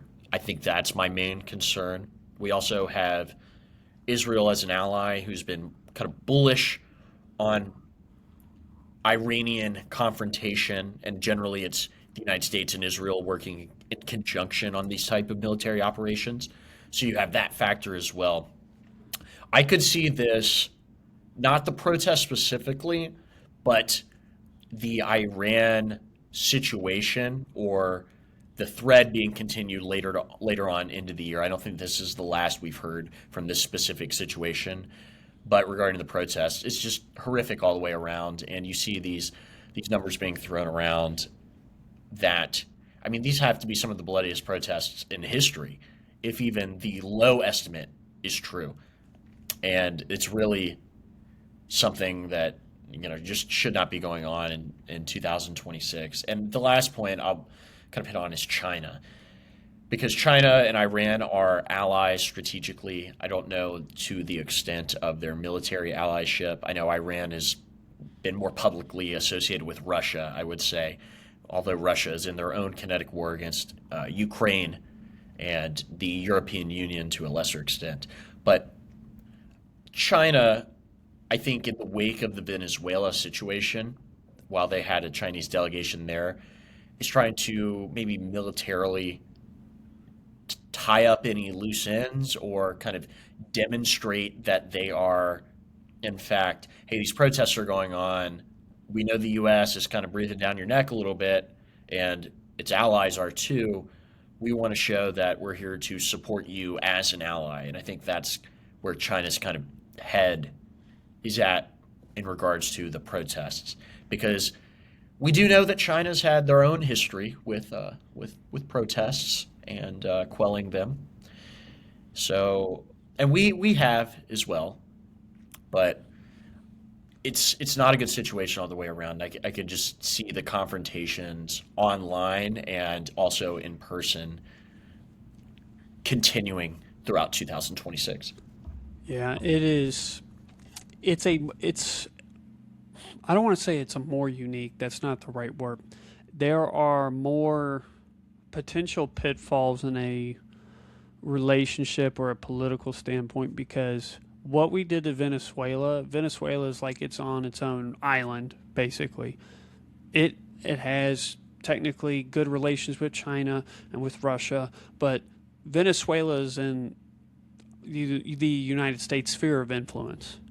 Okay, so if the U.S. would have gone just all in and been like, we have, boots on the ground, complete control, nobody, the United States would have been probably heavily looked down upon for that maneuver, but nobody would be able to stop that. Nor did I want that to happen or anything. I'm just making the point of because of the location, because of where Iran is and its connections with China and its connections to Russia, Russia and Iran have a connection point through basically a water source. So, and they're not that far. And the only, Azerbaijan, Armenia, Georgia, Tehran, there is not a whole lot of gap in terms of space between Russia and Iran.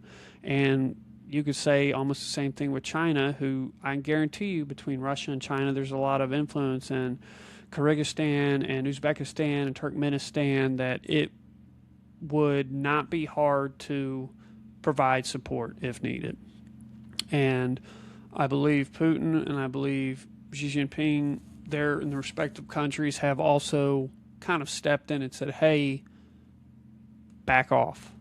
That warning the U.S. and whoever our allies are at this point to basically combat. And that's why I think some of the rhetoric from Trump has been backed up a little bit because China and Russia are probably taking a more staunch defense on this one, where it's like, hey, Iran is a linchpin for them in the Middle East, whereas we have, I shouldn't say we, but the United States and the European sphere of influence in the Middle East is Israel and to a lesser extent Saudi Arabia. And part of this, what I would not to change the topic is how else did we get there? You could potentially, if you really wanted to look at it this way, so Iran has always had, let's just say, embargoes, restrictions been put on them for trade to try and hurt them economically, to basically slowly, to strangle them as if a snake is trying to get its meal under. However, it escalated when Iran and Israel exchanged blows for a brief time earlier this year. After that, the sanctions were much heavier. And this is what eventually led to this crippling inflation and led to these, let's just say, larger protests than been seen before. I should say not world, countrywide protests, whereas before it felt like it was city based or province based. Well, now it's happening all over the country. So, to a degree, you could very strongly make the point because of the result of events, the United States and to a lesser degree its allies have put these events in motion before. Maybe not their intention to cause what exactly is what's going on, but it's always, you have to look at it like a domino effect. Well, why is this happening? Let's look at this, let's look at this, let's look at this. You could literally fall down the train tracks and be like, well, why doesn't Iran and Israel not like each other? I'm not going to get into that today. That's a very long discussion.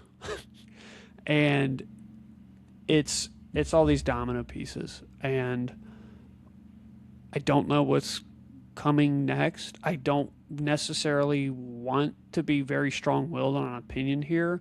My thought process is, in the end, most likely the current regime will probably stay in power, and a lot of innocent people will have died, and it only makes Iran weaker in the end. And who says this is the end of any such sort of protest in the near future?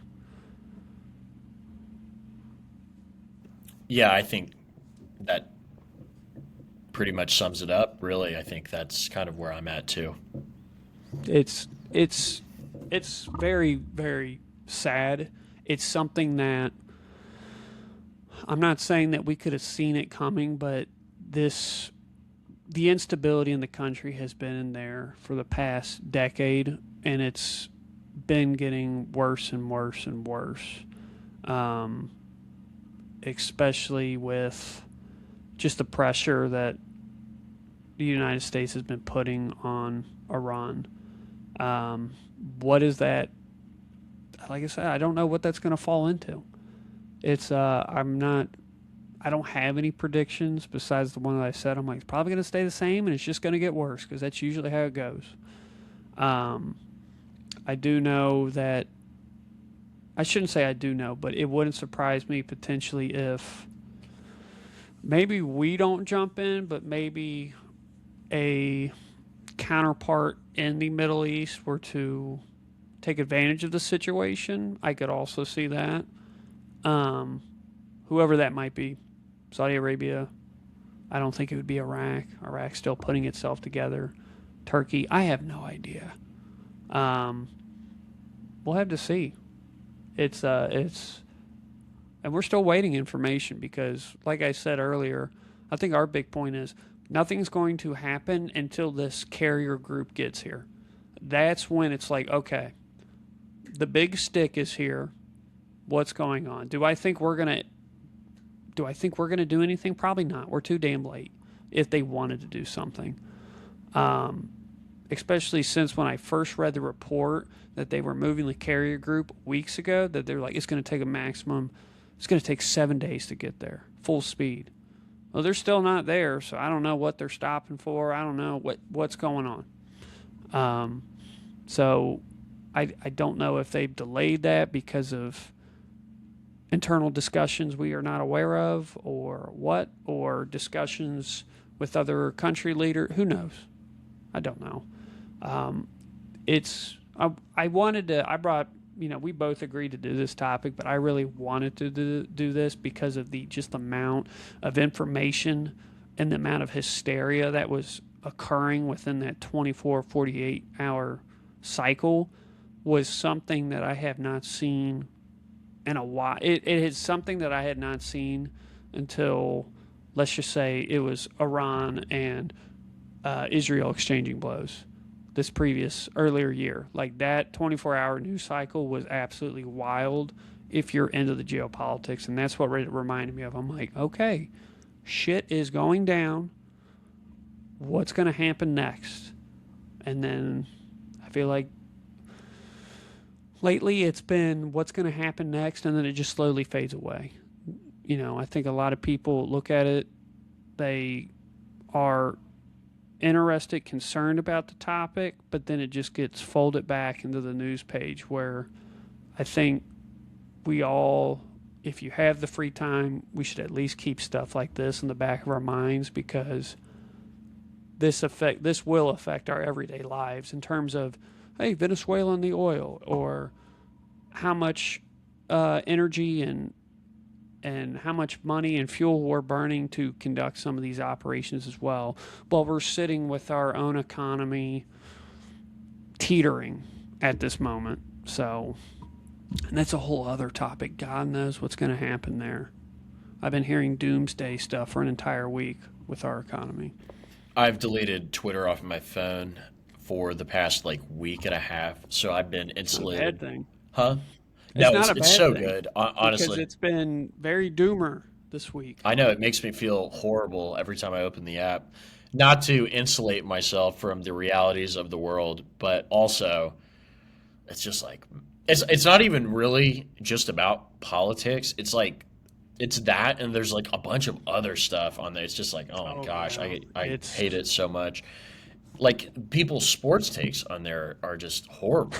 Um, Also, the last thing I want to bring up really quick before we head out is that my iPhone recently updated to the liquid glass iOS. I don't know if you have this, but oh, I haven't updated yet because I'm very bad. I just kind of delay it until I I hate absolutely it. have to. I hate it so bad. It's so wonky. I mean, I know I'll get used to it, but I really strongly dislike it, and I'll never use anything but an iPhone just because I'm so used to the UI. But it's like, come on, what was so bad about the old one? I mean, truly. So I don't know. I'm not Apple. I'm not a fan of it. I love your guys' products, but I'm not a fan of it. It's gotten to the point with Apple products where I feel like here's the new iPhone, here's the new MacBook, whatever it is. I'm like, I feel like you guys just changed like three different things, put a new price tag on it, and I cannot see what this new product offers me that my product doesn't offer me now. It's got a better camera. I don't I'm not sitting there the person that takes all these pictures going all around. That's never me. I'm very adamant about, don't be wrong. It's not like I don't take pictures, but I'm very much a live in the moment person, or I'm like something cool's going on, I don't even think to pull out my phone. I'm just observing it. So I don't know. I understand your point though, because Apple, I only upgrade now or only move up when I absolutely have to. And it's like, yeah, my screen's broken and a glass shard got stuck in my thumb. Like that's where I have to be like, all right, it's time. Well, everyone, we want to wrap up this episode by thanking you all for listening once again. And go ahead and hit like and subscribe and also the notification bell down below to get more of our content. We're going to keep chugging forward. We're also going to try to experiment with certain forms of other video in terms of maybe chopping the podcast up. I wanted to bring that up. It's just we're both very busy, so we're going to try to get the product out as best we can and just mainly make sure we're hitting our beats. But anything else, Logan? No, I think you covered it up. I think in terms of the new types of videos or content we can put out, I think once the NFL season is over, which unfortunately we only have three more games left. I don't count the Pro Bowl, but I think some of our time personally will be freed up a little bit more. Um, so we'll definitely mess with that. And then I also want to tell, like you said, like, subscribe. What I really want is for anybody that's listening, please comment any potential topics that you'd like to see. Yes. Because, yes, we talk football, we talk sports in general, but both of our, we really focus on the football aspect of it. That's coming to an end. I don't think you want us to do NFL scenarios for 32 more weeks or however many weeks it's going to take to get back to the NFL season again or college football. So let us know. It can be anything. Whether it's you want to hear more geopolitics, you want to do some, off the wall conspiracy theories, you want to make like a certain segment of the podcast be like a would you rather scenario, whatever it might be. It's we're open to anything, whatever is good content and fun for us and fun for you. And with that, stay warm out there, people. Don't get frozen to death. Peace. Bye, everybody.